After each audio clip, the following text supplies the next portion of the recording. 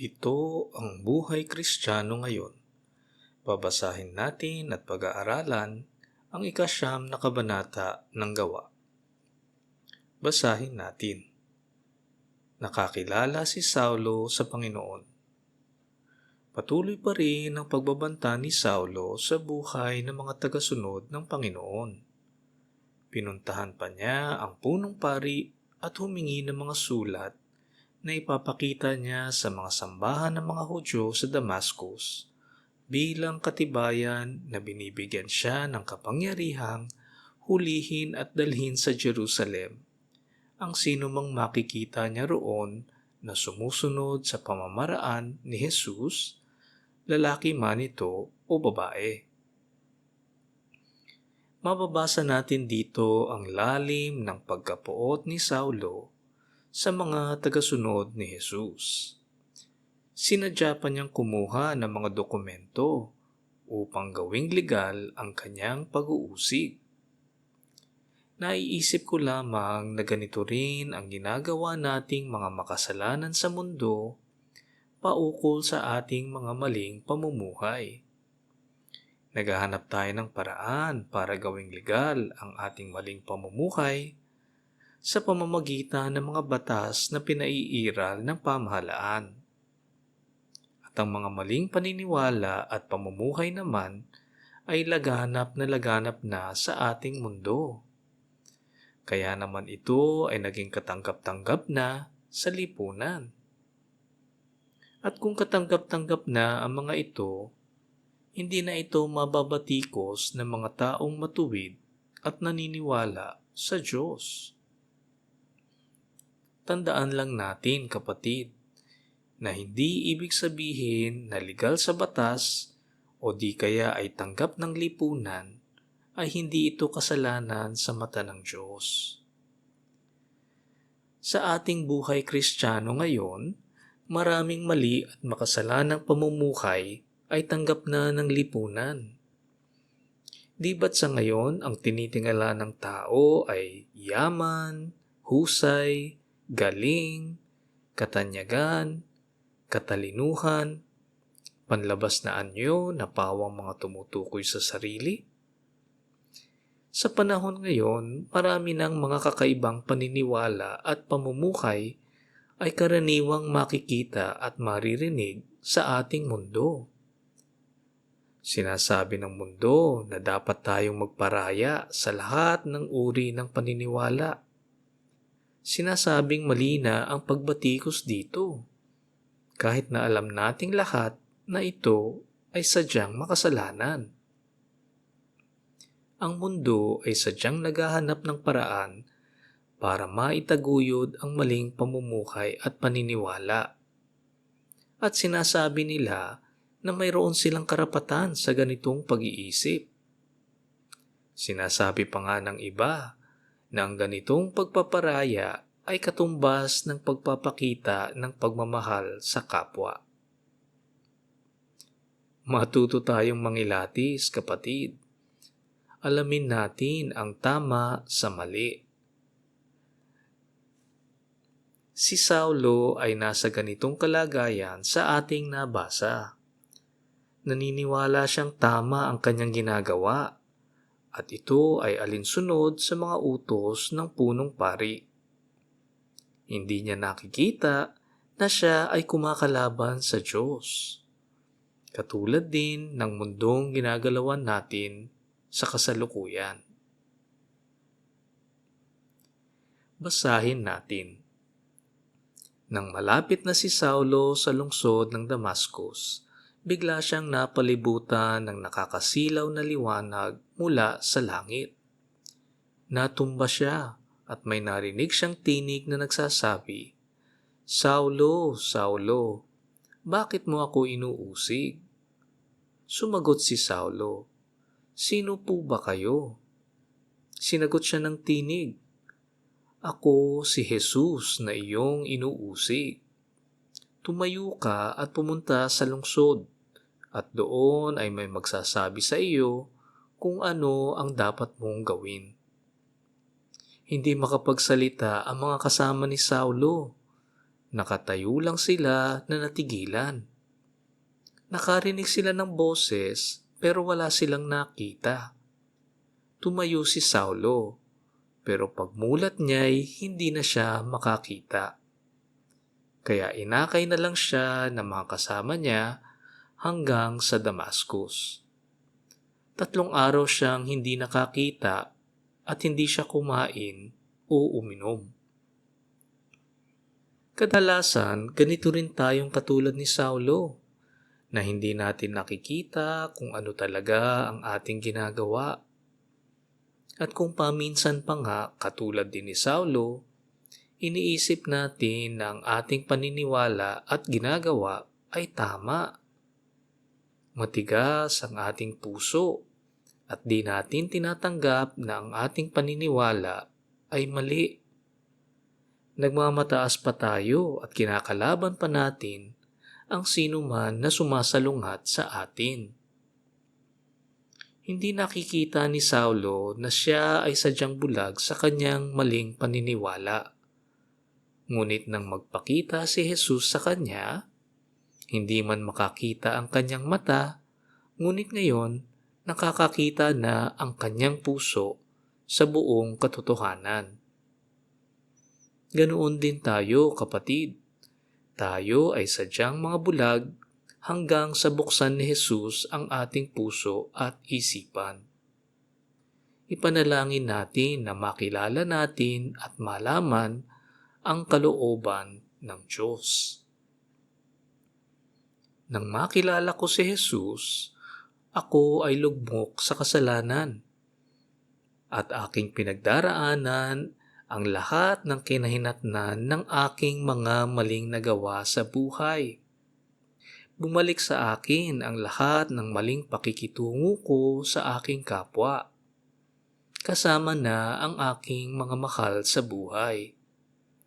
Nakita ko na lahat ng nagbibigay halaga sa buhay ay nawala sa akin.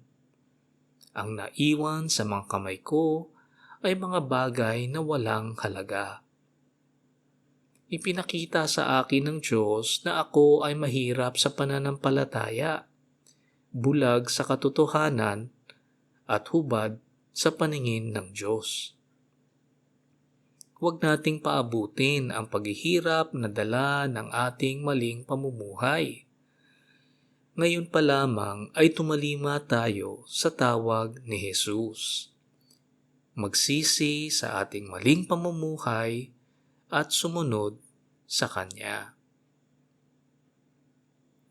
Basahin natin. Doon sa Damascus ay may isang tagasunod ni Jesus na ang pangalan ay Ananias. Nagpakita sa kanya ang Panginoon sa isang pangitain at sinabi, "Ananias." Sumagot siya, "Panginoon, bakit po?" Sinabi ng Panginoon sa kanya, "Pumunta ka sa daan na tinatawag na Matuwid, at doon sa bahay ni Judas ay hanapin mo ang taong taga-Tarsus na ang pangalan ay Saulo.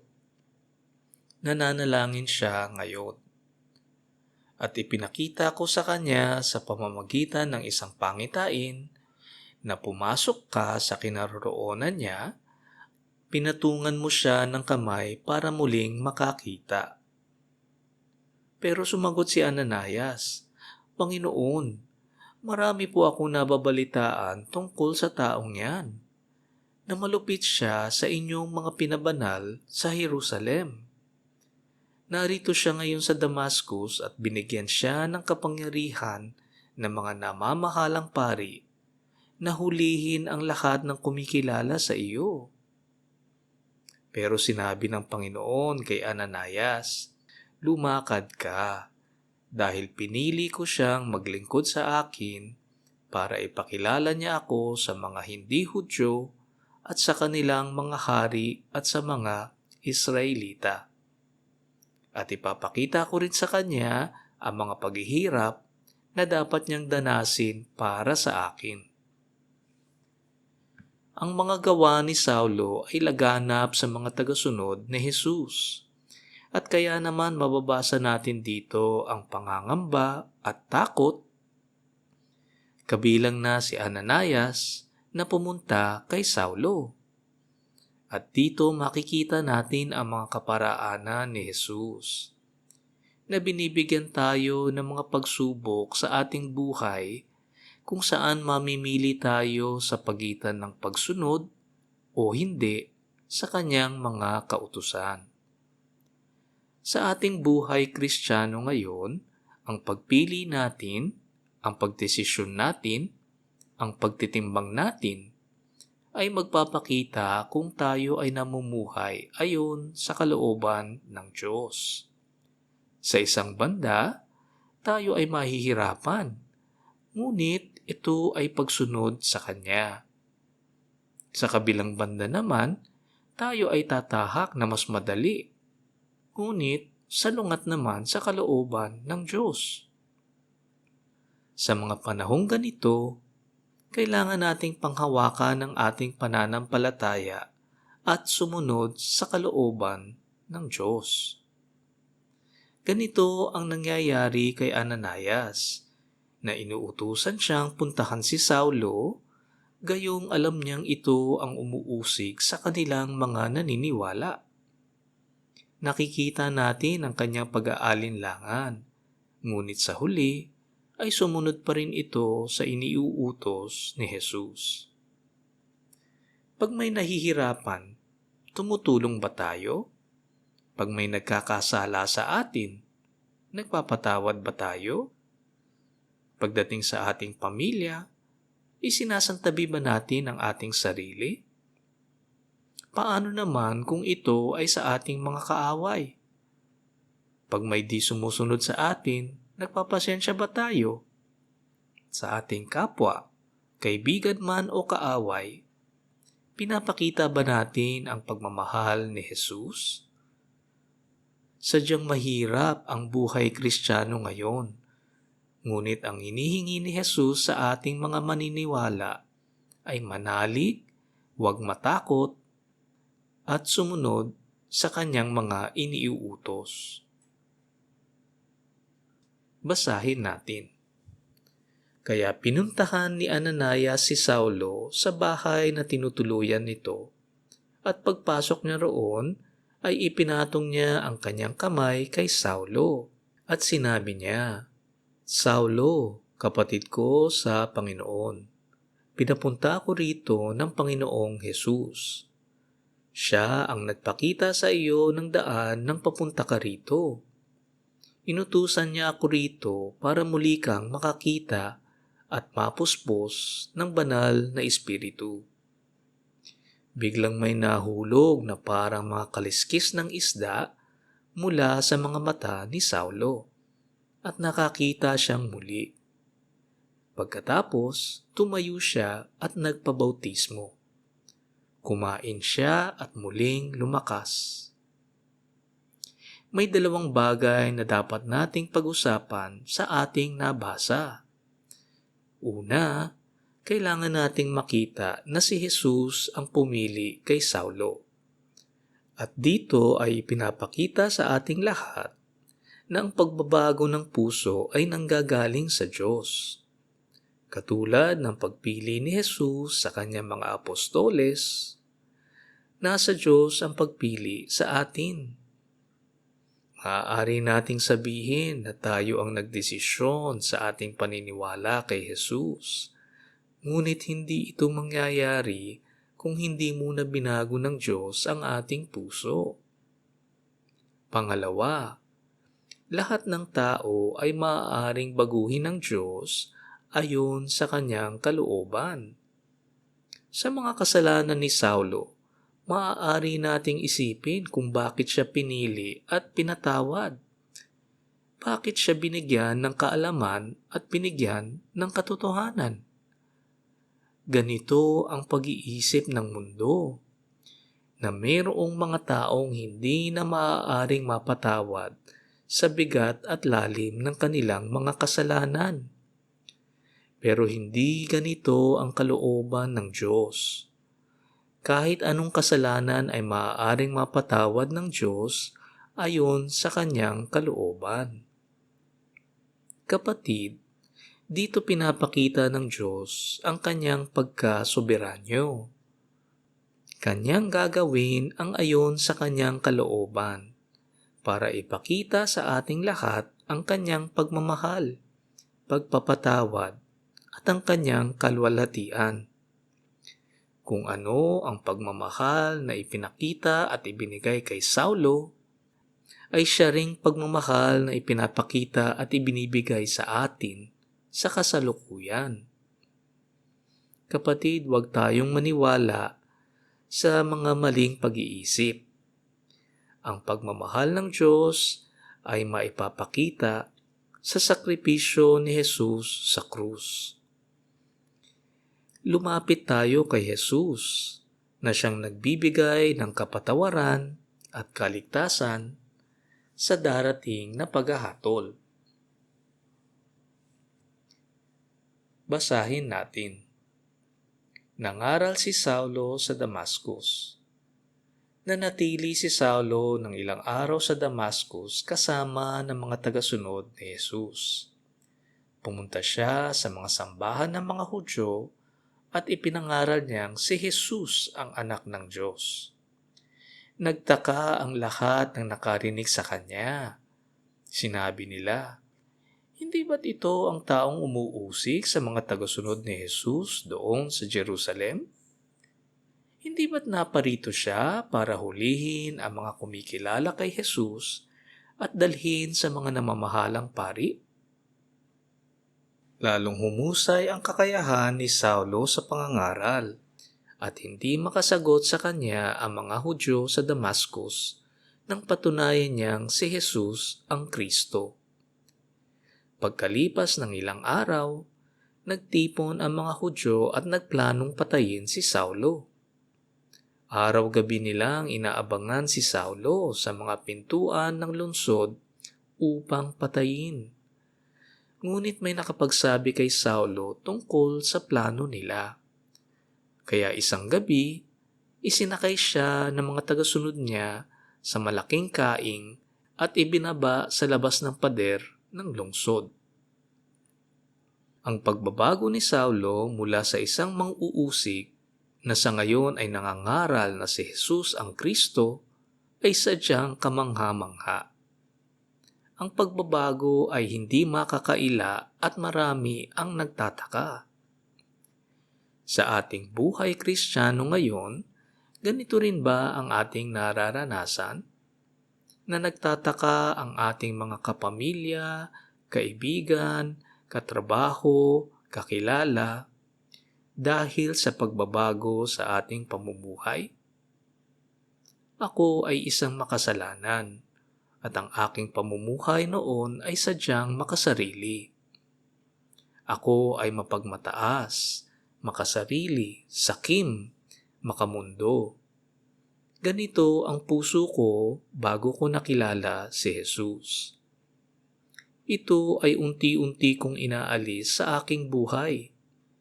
Mahirap gawin ito para sa ating taong sadyang marupok. Ngunit asahan natin ang banal na Espiritu na siyang tutulong sa ating pagbabago. Naaalala mo ba kapatid na dapat nating maging asin at ilaw ng mundo? Na ang ating buhay ay dapat makitaan ng bunga. Ang ating pagbabago ay maaaring biglaan at sadyang kamangha-mangha o di kaya naman ay paunti-unti sa loob ng mahabang panahon.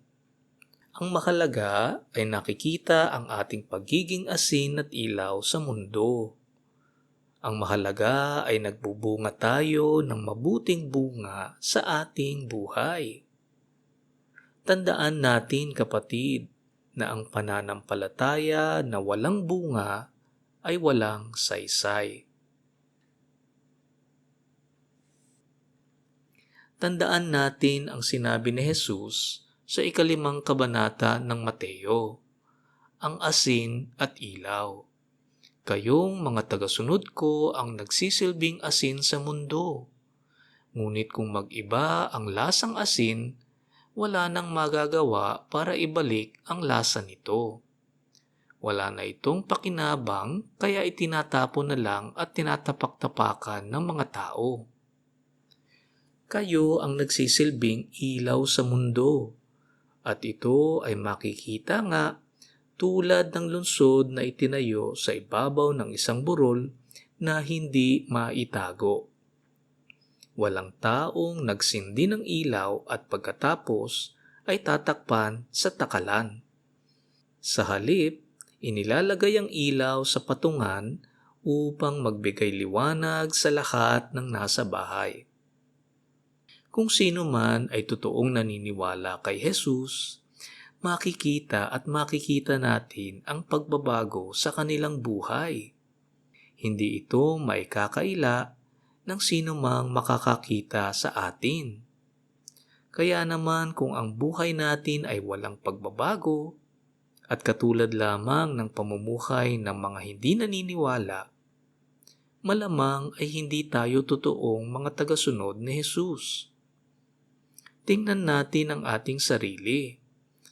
Alamin natin kung ang ating pananampalataya ay totoo. Basahin natin. Si Saulo sa Jerusalem. Pagdating ni Saulo sa Jerusalem, gusto niya sanang makisalamuha sa mga tagasunod ni Jesus, pero takot sila sa kanya. Hindi sila naniniwala na siya'y tagasunod na rin ni Jesus. Pero isinama siya ni Bernabe at dinala sa mga apostol. Ikinwento ni Bernabe sa kanila kung paano nakita ni Saulo ang Panginoong Hesus sa daan at kung ano ang sinabi nito sa kanya. At sinabi rin niya ang katapangan ni Saulo sa pangangaral tungkol kay Jesus doon sa Damascus. Kaya mula noon, kasama na nila si Saulo at buong tapang niyang ipinangaral ang tungkol sa Panginoon saan man sa Jerusalem. Nakipag-usap din siya at nakipagdebate sa mga Hudyong nagsasalita ng Griego. Kaya nagalit sila at nagplanong patayin siya. Nang malaman ng mga mananampalataya ang plano nila, inihatid nila si Saulo sa Caesarea at pinauwi sa Tarsus. Basahin natin. Pagkatapos noon, naging matiwasay ang pamumuhay ng iglesia sa buong Judea, sa Galilea at sa Samaria. Lalo pang lumakas ang kanilang pananampalataya at namuhay silang may takot sa Panginoon. Pinalakas ng banal na espiritu ang kanilang loob, kaya lalo pa silang dumami. Ituloy natin ang pagbabasa. Si Pedro sa Lida at sa Joppa. Maraming lugar ang pinuntahan ni Pedro para dalawin ang mga pinabanal ng Diyos. Pumunta rin siya sa Lida. Nakilala niya roon ang isang taong nagngangalang Eneas.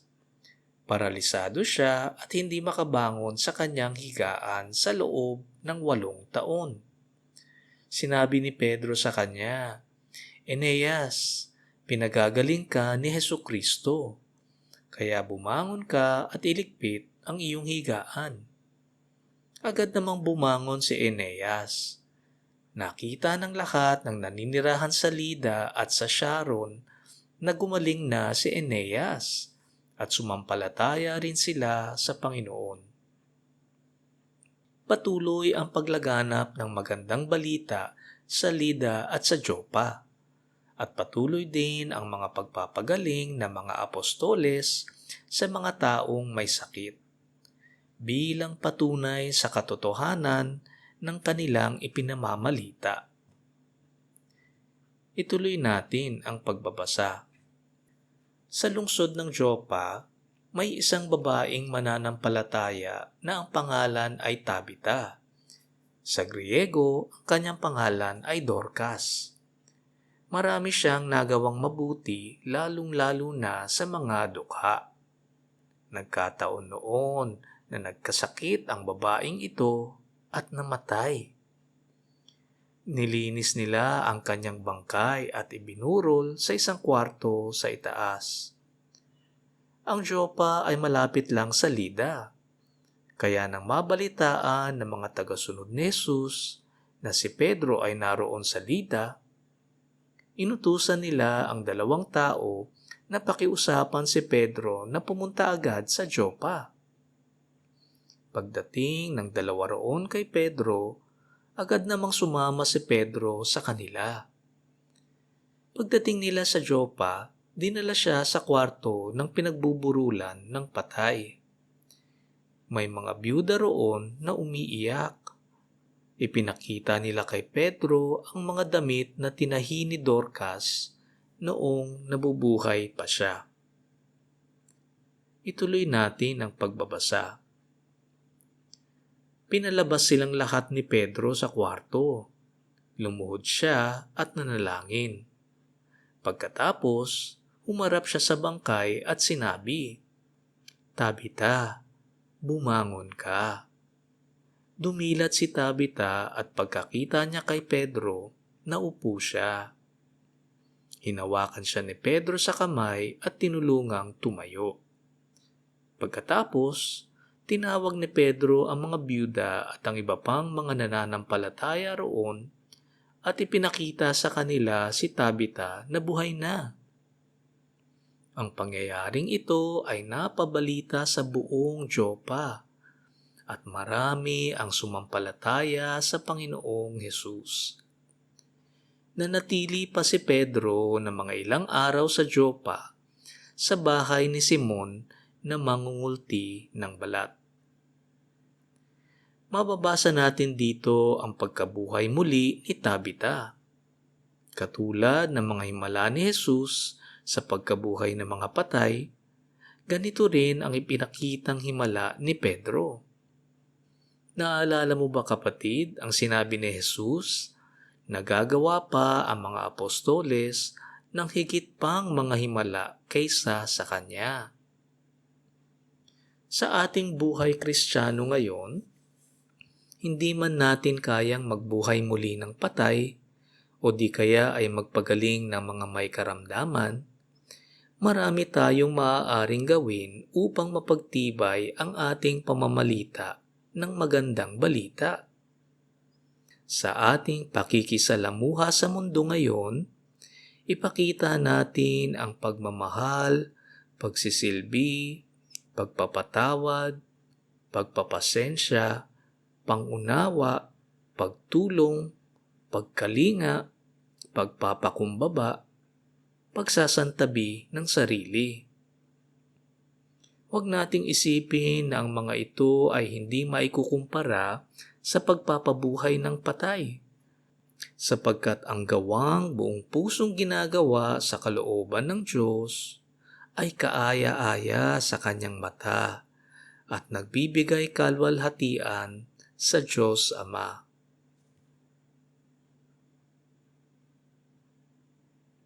Manalangin tayo. Diyos Ama, buksan ninyo ang aming puso at isipan at tulungan mo kaming maintindihan at isabuhay ang aming napag-aralan ngayon. Nananalangin kami sa ngalan ni Jesus. Amen. Dito nagtatapos ang ating pag-aaral sa 9 na kabanata ng Gawa. Ugaliin natin ang pagbabasa ng salita ng Diyos. Nandito ang mga salitang nagbibigay ng buhay na walang hanggan. Ito ang buhay Kristiyano ngayon.